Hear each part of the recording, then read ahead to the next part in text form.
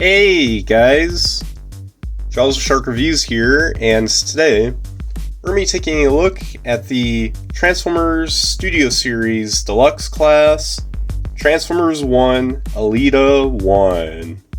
A lot of ones right there. So yeah, here she is in her alt mode, but first, here is her packaging. And yeah, so let's get a close-up look at it right here. So here we have Elita-1 right here from, of course, Transformers 1 in her robot mode and in her alt mode. Get Studio Series, Elita-1. Here's the top of the box. Here's the bottom.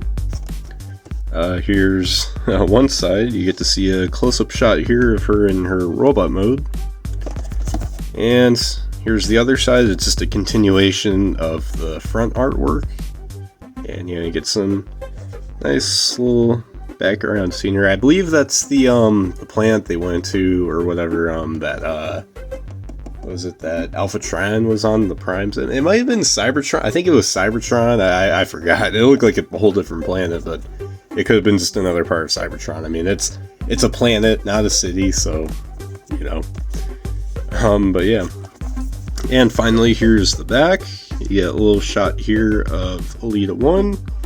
Get a little bio here, and then you get some product shots, 25 steps, and all this right down here at the bottom.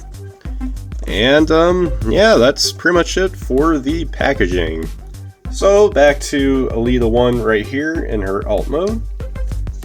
As you can see, she turns into, it appears to be like a Cybertronian motorcycle of some kind. Yeah, it's definitely a motorcycle. You know, you got the, well, technically she's got 3 wheels. She's got one big one right here and then 2 like small ones here. But I think it's meant to just be one. But they just didn't have enough engineering to fill this in, so they're like, you know what, they just do. But I don't know.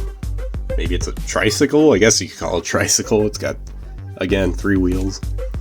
But anyways, let's focus here on the details. So, yeah, you got some nice silver paint right up here on top. A little blue. And you kind of get a seat, so you could probably mount, like, I don't know, like a little headmaster in there or something.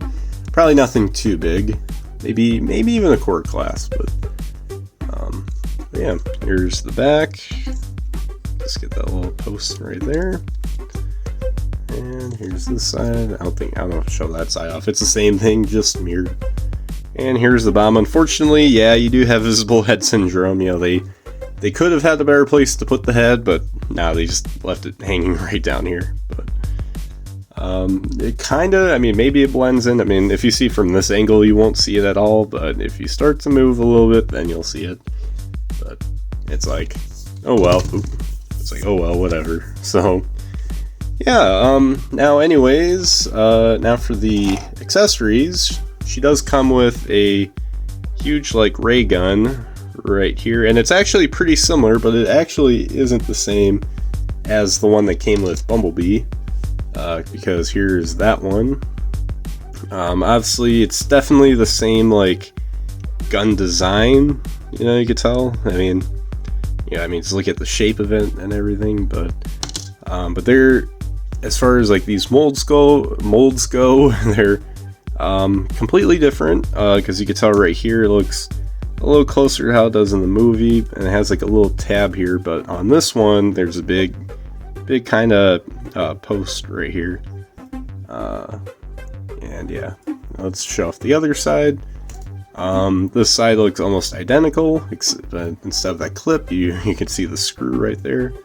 Whereas in this one, there's like a big old hole right in the middle. So yeah, you could store this, I believe. Let me see if there's a tab somewhere. No, not here. I think you just, wait, does this move? Oh yeah, it does move. I didn't know that. So yeah, you could kind of have, I think you could just put it in like this. Oh no, that doesn't go on. Huh, that's weird. I'm trying to figure out where you'd put this, because I mean, it's not, what? Okay, this makes no sense, but yeah, here, hold on, let me see. this?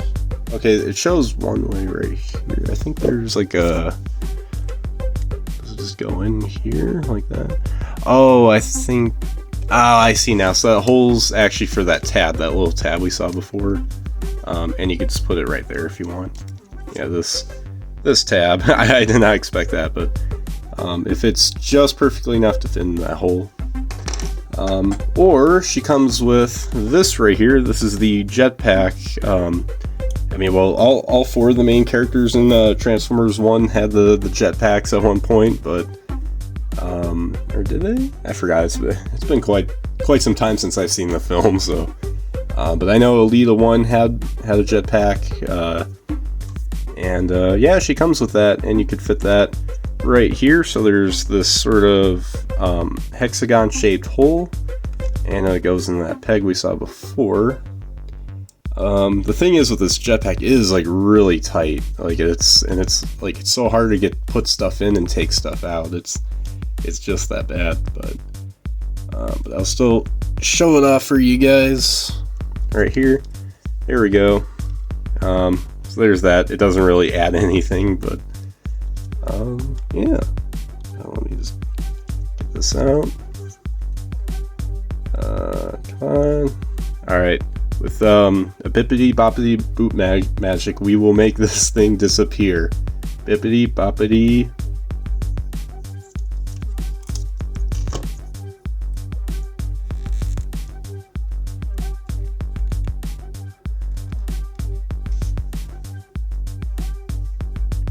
Boop.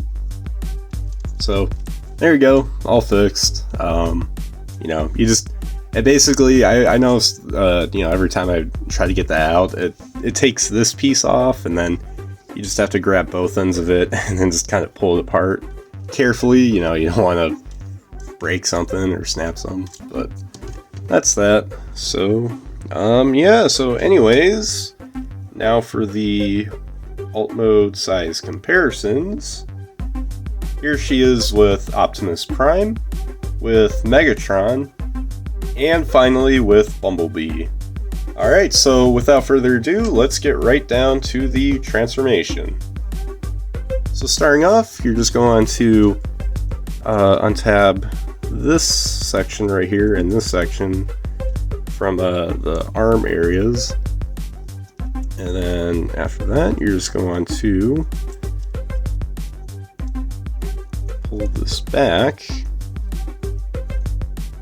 and then flip this up, flip that in. So then you just want to split apart this right here with the wheel, or the big wheel becomes two small wheels, and then you just want to flip down the foot, flip forward the foot, bring back the heel, and vice versa. So then what you want to do is flip up the little knee spikes on both sides, and then bring around the shins.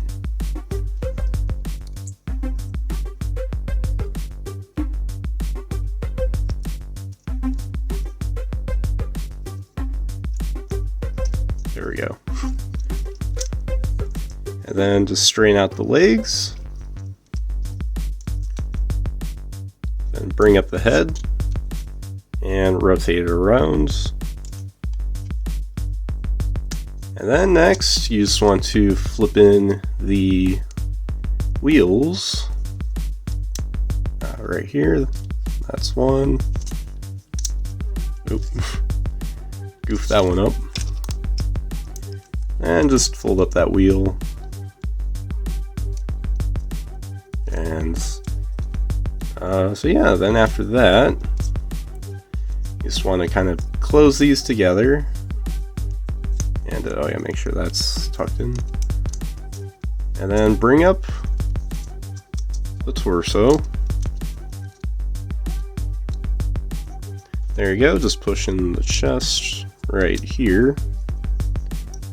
And then after that, you you just want to bring up this back piece, and then that will tab in, flip this down, and there you go. So there you guys have Elita-1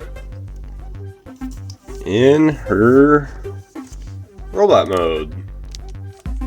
And yeah, I gotta say, she does look pretty nice. I mean, you know, not the best looking of the all the Transformers 1 figures that we've gotten in Studio Series, but you know, trying to, you know, make a fembot that transforms into the motorcycle has never... Oh wait, I just forgot something here. One more step is rotating around the shoulder pieces, and there we go. Now it's complete. Sorry about that. I almost completely forgot. Because I mean, it's just, you know, it takes a moment to guess, but so yeah, there's Elita-1 in her robot mode. And yeah, again, like I was saying before, it's hard to do a fembot, you know, transformer sometimes, because, you know, often Hasbro puts them in skinnier proportions, and, you know, at the same time they still have to transform, so, you know, it does kind of compromise some things. So so it's not going to look completely like how whatever fembot character looked on screen, but I think for what they're given, I'd say it's pretty solid, you know, for the most part. So yeah, now anyways, let's take a look at the head sculpt right up close here, and yeah, I think it looks good. You know, I mean, I can hear Scarlett Johansson's voice coming right out of this face, so I think it definitely gets the job done. And yeah, and then you got some like silver paint right here on the chest, and some other like gunmetal gray here on the arms. Nothing really down here up until like the very bottom of the shins and the toes. And then here's the back. No gaps really, so, you know, she does have a little bit of a backpack. You know, these little pieces too kind of get in the way, but for what it's worth, it's, you know, nothing too disappointing. So, you know, so yeah. Now for the articulation, head is on a ball joint, so you can move it side to side. Head can look up and down, and oh yeah, let's see how far she can look up.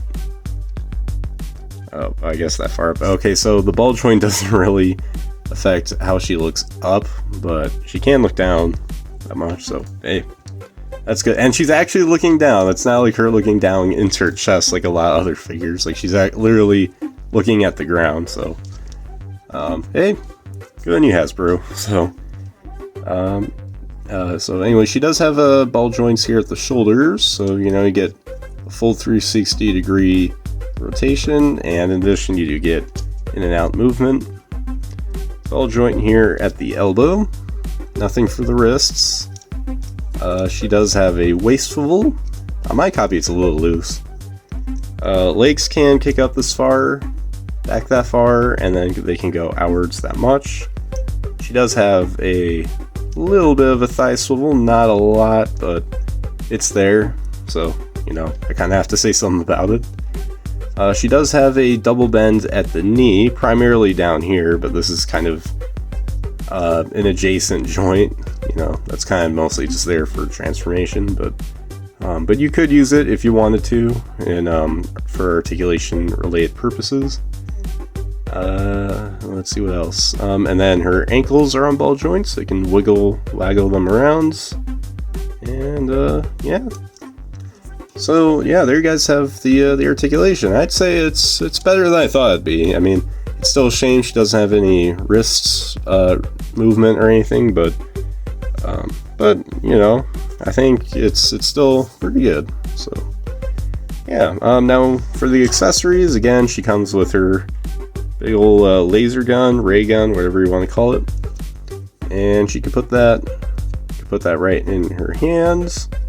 I'm trying to think where else. You could probably put it on her shoulders since those are still there, but probably the only real logical place is her hands. So, yeah, I don't think you get anything on the back, so that kind of sucks. But what you do get for her back, again, is her little jetpack thing right here. So yeah, I don't think I showed it up close before, so I'll just show that off right here. You get some gunmetal gray paint.